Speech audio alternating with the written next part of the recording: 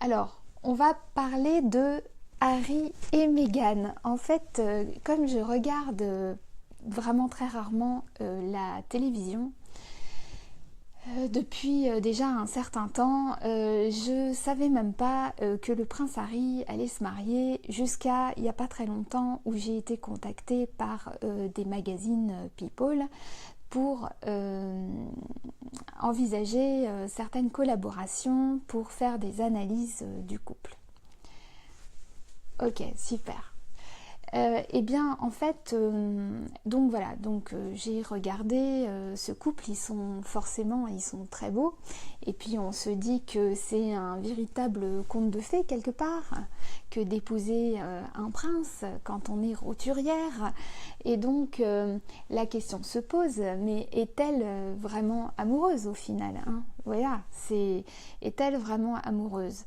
Alors, du coup, je me suis dit que ça pouvait être sympa que je vous reparle des signes de séduction, c'est-à-dire quels sont les signes dans le langage du corps qui nous montrent que l'autre est intéressé par nous. Parce que c'est bien ça qui m'intéresse. C'est pas de vous dire comment draguer, comment séduire, mais plutôt comment repérer que la personne qui est en face de nous est intéressée par nous de manière véritable et sans une arrière-pensée qui serait de nous manipuler ou de se servir de nous. Donc la question, elle est plutôt là. Ouais, c'est le prince charmant, ouais. Et donc, en fait, tous les ingrédients des signes de séduction dans ce couple, ils sont évidemment... j'allais dire, comment ne pas tomber amoureuse du prince Harry, quoi. Hein, et donc, quand je dis que tous les ingrédients y sont, eh bien, on va dire qu'il y a 5 étapes ou 5 clés très importantes dans les dessous de l'amour et de la séduction qui apparaissent et que vous devez voir sur un individu, enfin homme ou femme, c'est par exemple le sourire. Voilà. Qu'on soit timide ou pas, quelle que soit notre personnalité, vraiment, hein, quel que soit notre statut social, quelles que soient nos habitudes, vraiment, quel que soit notre horizon, sachez qu'une personne qui tombe amoureuse, homme ou femme, en fait, va sourire. Et lorsqu'elle va être en présence de l'être qui lui donne cette émotion, la personne va sourire. Et des fois, il y a des personnes qui vont sourire de manière béate, presque niaise, et elles vont sourire tout le temps. Il y a parfois des sourires un peu forcés. Bah ouais, bon, c'est vrai. En fait, des fois, il y a des femmes qui vont forcer le sourire parce qu'elles sont en opération de séduction. Mais quand il y a on va dire de la séduction tout court, authentique, on va dire simplement authentique, le sourire est vraiment là tout le temps, voilà, aux lèvres de la personne qui est séduite. Et ça, c'est un élément très très très très important, même s'il vous paraît basique. Sachez que s'il n'y a pas de sourire, c'est qu'il y a un truc qui cloche. Et là, je voudrais faire une parenthèse et faire un petit clin d'œil à ces amies femmes qui des fois me demandent: est-ce que tu crois qu'il m'aime, est-ce que tu crois qu'il est intéressé par moi, etc.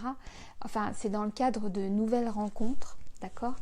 Et en fait, le sourire, quand il est absent, c'est pas vraiment bon signe, quoi. C'est qu'il y a un blême. Donc, sachez que le sourire, il est capital à repérer. Dans, évidemment, Harry et Meghan, ça sourit tout le temps. Mais encore une fois, on va revenir là-dessus. Comment ne pas sourire? Et c'est là où ça devient subtil. Donc, le côté subtil, je vais vous le dire après. La deuxième étape, c'est la mise en avant. C'est-à-dire que quand on est séduit, on a envie de se mettre en avant aussi pour montrer à l'autre qu'on est là. Et par exemple, les femmes, puisque là on parle de Meghan, eh bien, les femmes vont avoir tendance, par exemple, eh bien, à faire attention à leur apparence. Elles vont se maquiller, se coiffer, et puis elles vont beaucoup se toucher les cheveux. Et ça, c'est cheveux longs ou cheveux courts. Il faut que vous sachiez que la longueur des cheveux n'a pas d'importance sur le nombre de touchés de cheveux. Et le fait qu'une femme se touche la chevelure face à un homme montre à l'homme que la femme, en fait, a envie d'être remarquée. Et donc, c'est plutôt bon signe. Parce que c'est une façon de dire je suis une fille, j'ai envie que tu me remarques, j'ai envie que tu me vois, j'existe et regarde. Et vous allez voir que, parce que je vais vous l'expliquer justement dans une deuxième étape, que les cheveux, c'est signe aussi de bonne santé et c'est l'apanage de la beauté. Donc en fait, les cheveux, plus ils sont volumineux et plus ils sont longs et plus l'opération de séduction est importante. Et là, on voit, alors ça répond pas à la question est-elle amoureuse, hein, je perds pas le fil, mais quand on les voit ensemble et qu'on voit qu'elle a une magnifique chevelure, elle est agaçante tellement qu'elle est belle cette fille, et bien, et qu'elle fait toujours comme ça, ben, je veux dire, si ses cheveux la dérangeaient, elle aurait de quoi les coiffer, hein. Elle a les moyens d'être coiffée et de ne pas être dérangée par des cheveux. Donc, mais c'est très agréable parce que c'est l'apanage de la beauté, ça fait partie de sa beauté, ça montre qu'elle est en bonne santé. Et vous allez voir que sur le marché matrimonial, être une femme et montrer qu'on est en bonne santé, c'est aussi une façon, vous allez voir que des études ont démontré que c'est une façon aussi de inconsciemment, c'est totalement inconscient, de montrer qu'on est dans la possibilité de féconder. Et donc la reproduction, eh ben, c'est primitif et ça fait partie de la nature humaine. Donc la mise en avant, elle est très importante. Vous avez un autre ingrédient qui est présent dans Harry et Meghan, c'est le regard. Mais pareil, normal, ils sont dans une situation tellement exceptionnelle, c'est une relation nouvelle, évidemment ils sont scrutés par le monde entier, donc il y a quelque part un côté célébrité qui fait que les dés sont quand même pipés. On ne peut pas dire que c'est un couple qui se rencontre au McDo ou au Starbucks, hein, c'est quand même pas pareil. Mais voilà, donc le regard dans la séduction, si par exemple vous avez envie de savoir si vous séduisez, que ce soit un homme ou une femme, l'homme ou la femme séduite va vous chercher du regard et va vous regarder souvent. Et il peut y avoir des va-et-vient, elle peut regarder ailleurs, vous regardez ailleurs, vous regardez encore, elle va beaucoup vous regarder. Et même en vous regardant, elle va parfois même s'incliner. Là, je parle par exemple d'une femme, parce que elle va se mettre en dessous. Parce que pareil, c'est un côté primitif. La femme, en fait, finalement, cherche à être protégée. On va voir ça par un homme qui serait plus fort, plus grand, plus rassurant, qui va la protéger, parce que c'est le rôle, finalement, du masculin. Et donc, on a ça aussi dans le couple de Harry et Meghan. Meghan, donc, sourit tout le temps, elle se touche les cheveux, elle le regarde, elle le cherche tout le temps du regard. Quand elle parle aux journalistes, elle le regarde, elle parle aux journalistes, elle le regarde. Je parle de la vidéo que vous trouverez sur YouTube où ils ont fait leur déclaration, enfin, annoncé leur mariage. Ou leur fiançailles, je ne sais plus. Et donc, le regard est très, très, très important. Voilà. Donc, il y a ça. Une autre étape, c'est le rapprochement. C'est-à-dire que des personnes qui sont séduites et des personnes amoureuses aiment être proches. Ils aiment se rapprocher. Et on voit ça dans les positionnements lorsqu'ils sont plusieurs avec des chaises, lorsqu'ils sont sur un canapé. Ils vont quelque part, se toucher, se frôler, il va y avoir une proximité. Et dans le couple de Harry et Meghan, bien sûr, il y a cette proximité. Encore une fois, comment faire autrement? Donc, évidemment, on les sent proches, ils se regardent tout le temps, ils se tiennent la main, c'est l'ingrédient suivant, c'est-à-dire qu'il y a de la proximité, c'est-à-dire qu'on essaye de se rapprocher. Ça peut être aussi dans des positions de jambes. Je vais vous parler des positions de jambes dans l'analyse de ma photo où je suis sur le canapé, où je vais vous expliquer comment comprendre le positionnement des jambes et le croisement de jambes. Et en fait, donc vous voyez, si j'ai dit le sourire, la mise en avant, le regard, le rapprochement et le toucher, qui est le fait aussi que la personne cherche à vous toucher. Donc ça va être une main sur l'épaule, ça va être une main sur la taille, ça va être, vous savez, il va se rapprocher pour vous parler à l'oreille, ou il va vous toucher les cheveux. Il y a un tas de gestes de séduction. Mais bon, là on est dans un couple déjà qui a annoncé des fiançailles, qui se marient, qui sont scrutés. Donc en fait la question était, est-ce que Meghan est vraiment amoureuse d'Harry? Du coup, je vais prendre mes notes parce que j'ai un petit peu planché sur la question. J'ai un petit peu planché sur la question et j'ai trouvé en fait, en regardant certains livres, parce que évidemment, je suis peut-être comme vous tous, je me dis, évidemment, ils ont l'air amoureux. Est-elle amoureuse vraiment? Tout le monde se pose la question aussi, parce qu'on se dit, c'est quand même quelqu'un de célèbre, c'est quand même quelqu'un de riche. Alors peut-être que certaines personnes vont dire, oh, et la célébrité, la richesse, c'est pas ça qui rend amoureux. Eh ben, en fait, c'est pas si sûr. Et ce qui j'ai trouvé intéressant aujourd'hui, en tout cas pour cette première partie du live, c'est vous dire que, en fait, je me suis souvenu que j'avais lu plusieurs livres, dont un qui s'appelle toujours Le poids des apparences. Je crois que c'est Éric Amadieu, mais c'est Amadieu, l'auteur, Le poids des apparences. Et en fait, c'est quelqu'un, et il y a d'autres livres, ils ont fait beaucoup d'études, en fait, ce qu'on appelle les sciences comportementales, et ont regardé sur des générations entières, en fait, les habitudes d'accouplement, voilà, dans notre société. C'est-à-dire comment les gens finissaient ensemble. Les couples qui durent, les couples qui ne durent pas. Et statistiquement, il se passe quoi? Ce qui est intéressant que vous sachiez, avant de commencer, que je vous dise en fait ce qu'il en est, eh bien, c'est que l'étude démontre que ce qu'on dit et ce qu'on avoue sur ce qu'on recherche dans la vie, dans l'être qu'on a envie d'aimer et de tomber amoureux, eh bien, ce qu'on dit de manière consciente n'a rien à voir avec ce qu'on fait réellement. Par exemple, lorsqu'on demande à une femme, donc à des femmes, il y a des femmes qui ont répondu à des sondages, lorsqu'on demande à une femme ce qu'elle recherche chez un homme, quelle est la caractéristique principale d'un homme, eh bien 78% des femmes citent en premier la gentillesse.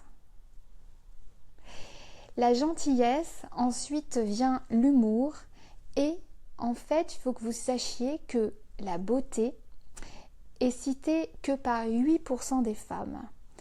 Le statut social plus élevé que le leur est cité à 8% aussi. Et le fait qu'il soit un bon amant, c'est-à-dire qu'il y ait une compatibilité sexuelle entre les deux, eh bien, est également à 6%. Donc, si on se fie à ce que ces femmes répondent, eh bien, la gentillesse serait le critère principal. Or, statistiquement aussi, et par le biais de d'autres études, parce qu'ils sont malins, ces scientifiques, eh bien, en fait, on se rend compte que la réalité colle pas du tout à ça. Et qu'en réalité, plus d'une femme sur deux, en fait, tombe amoureuse d'un homme qui a un statut social plus élevé que le sien. Et qu'on se rend compte aussi qu'un homme gentil, mais qui serait simple salarié agricole, n'a quasiment aucune chance de se marier avec une jeune femme qui sort d'une grande école de commerce. Alors, c'est caricatural, mais si vous voulez, je trouve que c'est intéressant de creuser ça et permettez-moi de le faire. Puisque, en fait, ces études démontrent aussi que sur ce qu'on pourrait appeler le marché matrimonial, les couples qui durent le plus sont des couples qui ont un capital matrimonial équivalent. Alors, qu'est-ce que c'est le capital matrimonial équivalent? Eh bien, c'est ce qu'on va pouvoir mettre en avant, ce qu'on met sur la table pour, en fait, s'accoupler.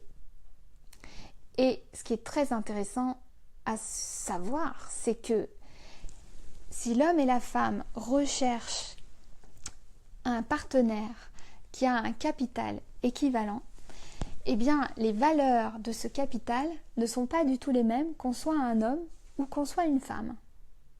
C'est-à-dire que, par exemple, alors attendez, je reprends un petit peu mes notes, puisque je voudrais être sûre de ne pas oublier. Par exemple, chez une femme, le capital qui va avoir de la valeur, eh bien, c'est la beauté, la jeunesse et la santé. Ensuite viendra la richesse et la célébrité, sachant que la célébrité compense largement la richesse. Mais bon, souvent ça va ensemble. Donc, beauté, jeunesse, santé. C'est-à-dire qu'on se rend compte que statistiquement, une femme qui est particulièrement belle va faire un mariage bien plus avantageux qu'une femme qui est moins belle. Bon, en disant ça, j'ai l'impression de dire des trucs un peu bateaux, mais on va creuser et vous allez voir que ça ne l'est pas tant que ça. C'est-à-dire que la valeur atout physique est très importante en fait chez une femme pour lui donner une valeur de mariage. Et Meghan est particulièrement belle, vous en conviendrez. En plus, finalement, elle a beau être roturière, c'est quand même une comédienne américaine, mais elle est surtout magnifiquement belle. Et donc, quand on parle de beauté et de santé, je vous ai parlé des cheveux. Elle a des cheveux magnifiques, coiffés magnifiquement bien, avec un volume qui prédit quand même une super santé. Et puis, on voit qu'elle est belle. Un truc qui est très intéressant, je trouvais que c'était aussi de vous dire que on a vu le rapport avec aussi le maquillage et que on sait que par exemple lorsqu'on est amoureux et lorsqu'on émet aussi des signes de léger stress, lorsqu'on rencontre une personne et qu'on est dans une situation de séduction et que ce stress en fait engendre en fait des rougeurs, c'est-à-dire qu'on va rougir.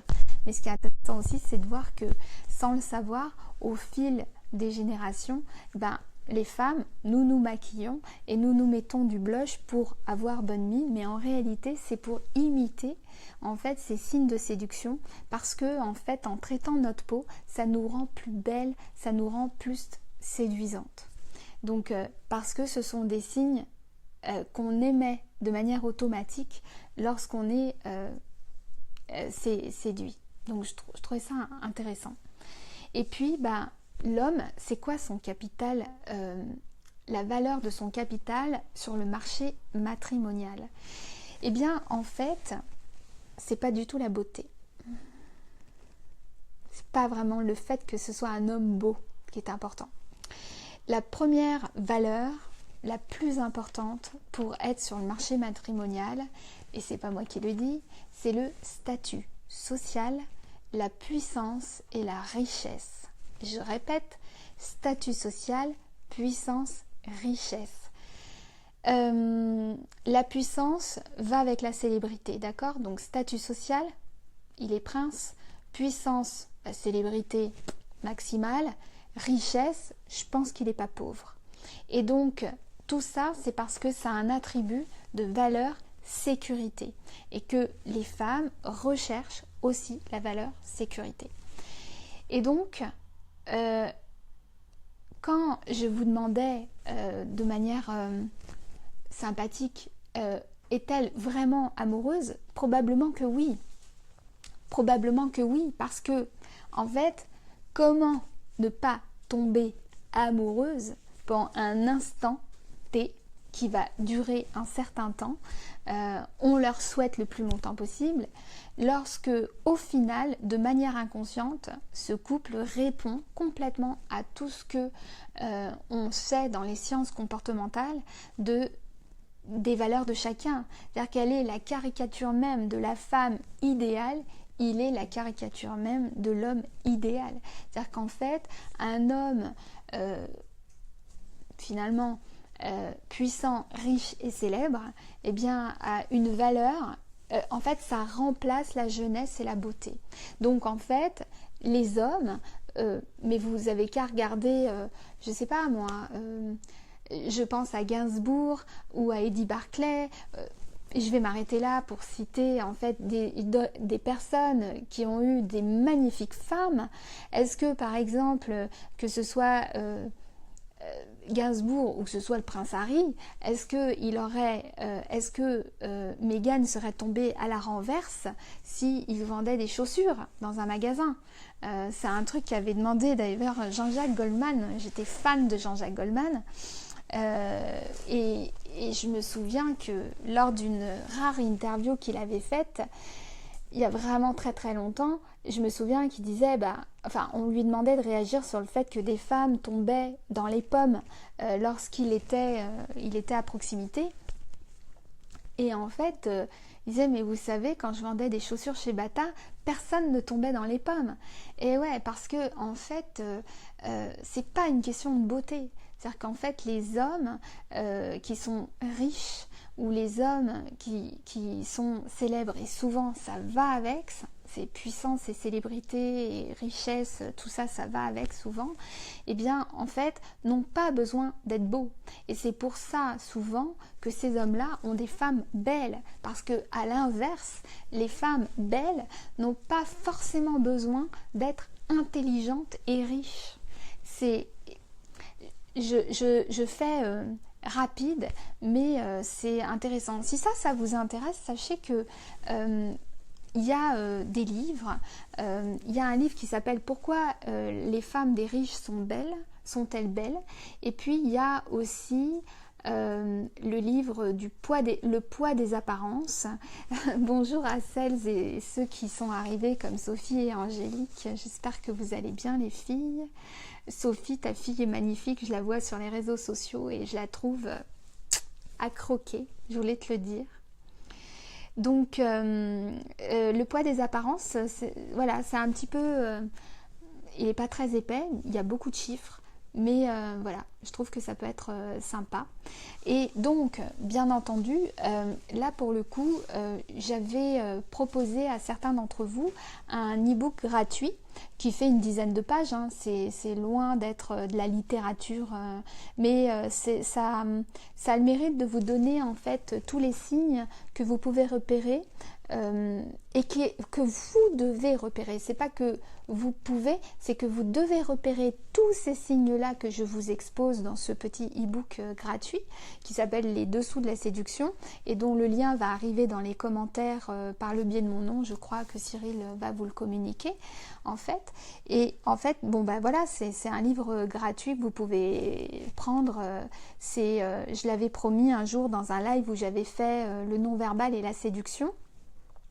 Et donc, chose promise, chose due, je vous avais fait finalement un topo sur tous les signes que vous devez trouver lorsque vous êtes en situation de séduction et que vous vous posez la question, mais est-ce que je lui plais?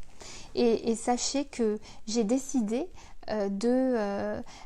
je suis un peu timide en le disant parce que j'ai décidé je pars à Montréal dans une semaine et je vais tourner des vidéos sur le non-verbal et la séduction et je vous promets la séduction en 10 leçons pour être bien armé pour cet été, pour celles et ceux qui sont célibataires. Voilà. Donc c'était la première étape de ce live, j'espère que vous appréciez.